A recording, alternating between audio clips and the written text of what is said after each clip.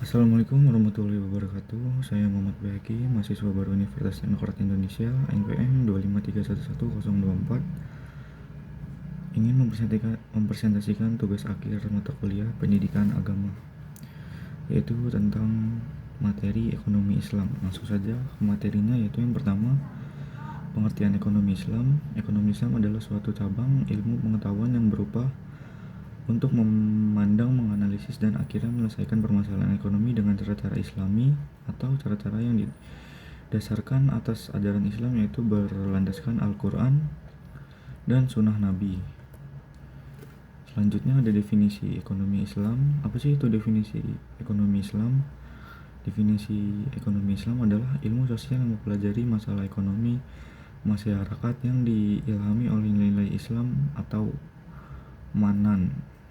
Ekonomi Islam adalah suatu upaya yang sistematik untuk memahami masalah ekonomi dan perilaku masyarakat dalam perspektif Islam atau kursis Ahmad.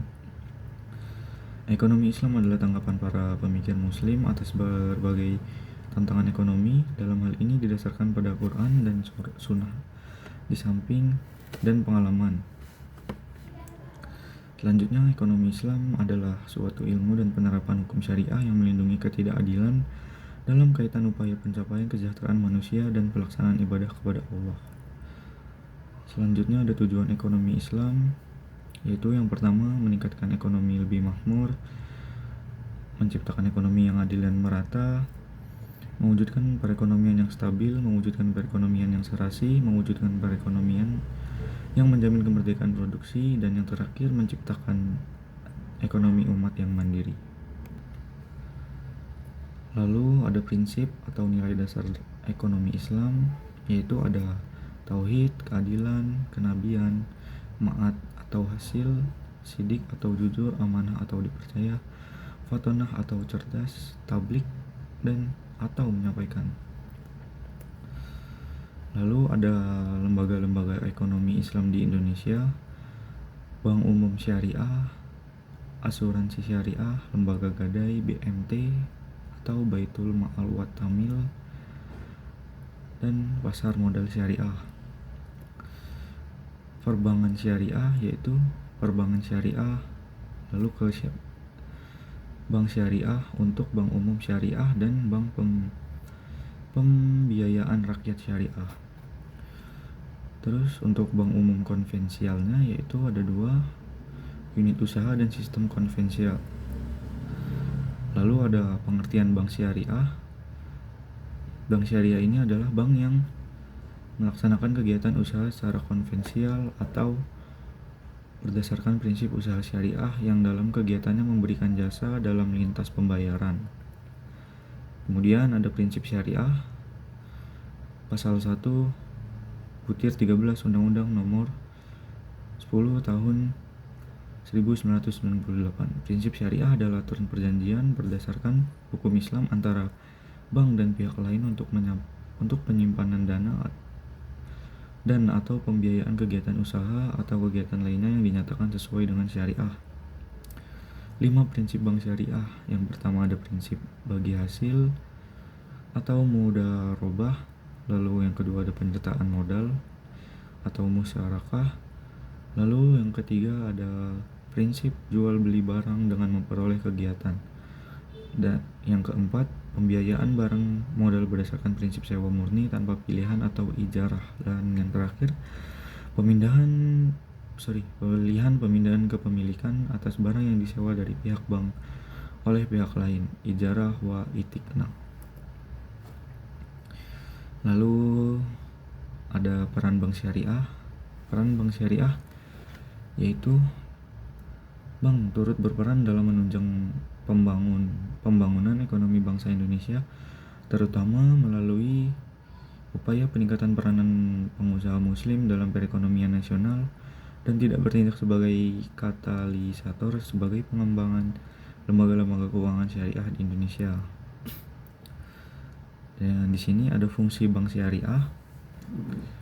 Yang pertama ada manajer investasi. Manajer investasi ini adalah bank syariah tersebut merupakan manajer investasi dari pemilihan dana yang dihimpun karena besar kecilnya pendapatan atau bagi hasil yang diterima oleh pemilik dana yang dihimpun sangat tergantung pada keahlian, kehati-hatian, dan profesionalisme dari bank syariah tersebut.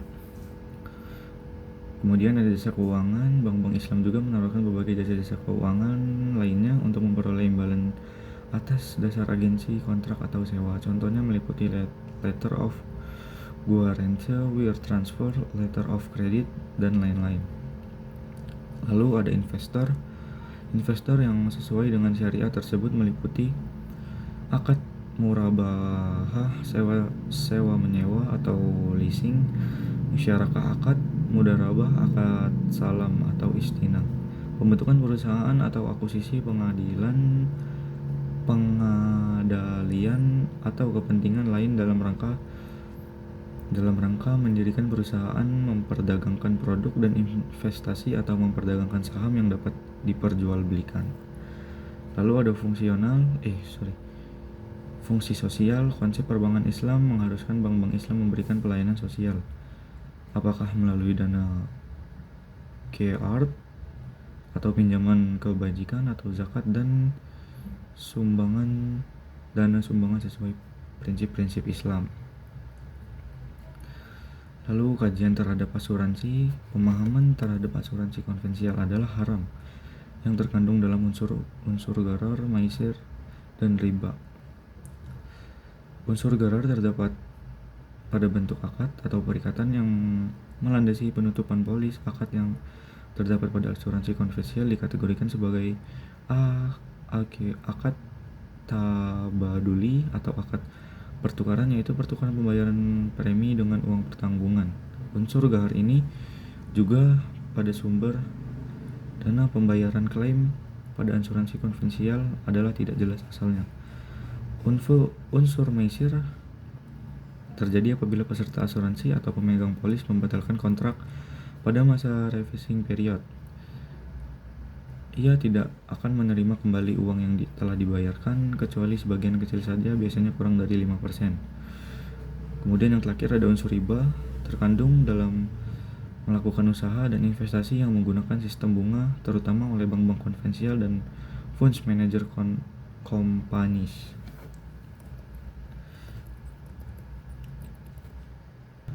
Lalu ada definisi pegadaian syariah, yaitu definisi yang menjadikan suatu benda berharga dalam pandangan syariah sebagai jaminan hutang dengan kemungkinan hutang tersebut bisa dilunasi dengan barang tersebut atau sebagainya. Lalu di sini ada pengertian Baitul Mal wa Tamwil atau BMT. Menurut Hasan dan Hasan Ali, BMT adalah lembaga keuangan mikro yang dioperasikan dengan prinsip bagi hasil atau syariah, menumbuh kembangkan bisnis usaha mikro dan kecil dalam rangka mengangkat derajat dan martabat serta membela kepentingan kaum fakir miskin ditumbuhkan atas dasar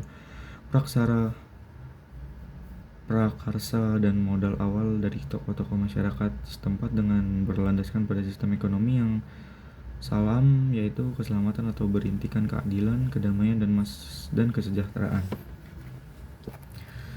Lalu yang kedua ada menurut Heri Sudarsono, BMT yaitu lembaga yang mengarah pada usaha-usaha pengumpulan penyaluran dana yang non-profit seperti halnya zakat, infak, dan sedekah. Fungsi BMT yaitu Baitul Ma'al, bait, rumah ma'al, harta, menerima titipan dana zakat, infak, dan sedekah serta mengoptimalkan distribusi sesuai dengan peraturan dan amanahnya. Dasar hukum BMT yaitu dalil Al-Quran surat At-Taubah ayat 60 dan 103 yang menjelaskan tentang perintah berzakat, di mana pada zaman Rasulullah Baitul Mal didirikan dengan fungsi untuk menyimpan uang-uang zakat dan lainnya. Kemudian ada konsep dasar pasal mode syariah, Al-Quran dan Sunnah.